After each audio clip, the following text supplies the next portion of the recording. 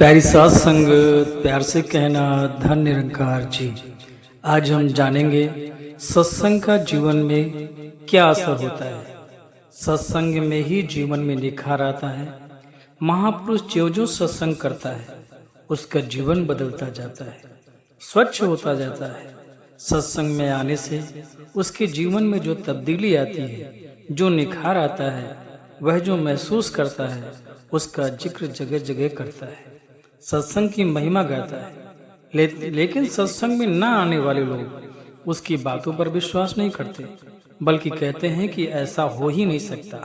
गर्मी के मौसम में कोई व्यक्ति धूप में खड़ा हो, उससे कभी पंखों की हवा का आनंद ना उठाया हो, और कोई व्यक्ति किसी कमरे से निकलकर जिसमें पंखा चल रहा हो उसमें कहे कि सामने कमरे में चले जाओ, वहीं ठंडी हवा चल रही है, तो धूप में खड़ा व्यक्ति उसकी बात पर विश्वास नहीं करेगा। यही कहेगा कि इतनी खुली जगह खड़े होकर जब मुझे हवा नहीं आ पा रही है, नहीं मिल पा रही है, तो छोटे से कमरे में कैसे हवा आ सकती है। उसे विश्वास नहीं होता कि वह लोहे की चरखी व पंखा हवा भी दे सकता है।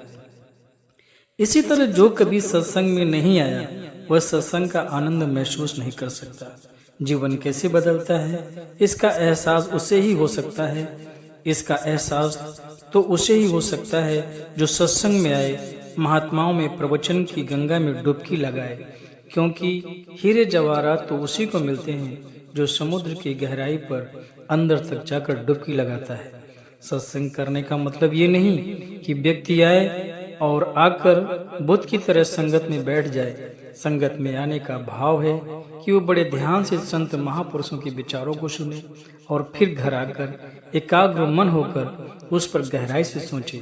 यदि ऐसा लगे कि कोई बात किसी व्यक्ति ने अपने स्वार्थ के प्रेरित होकर कही है तो उसे छोड़ दे, परंतु जिन बातों से कहने वाले का कोई निजी स्वार्थ न हो, जो परोपकार का हो, वो ध्यान से कही गई हो, उन बातों को पूरी तरह से अपने अमल में लाएं, अपने जीवन को उनके अनुसार ढालें। सत्संगत कहने का भाव यही है कि अपने जीवन को सत्संग से ही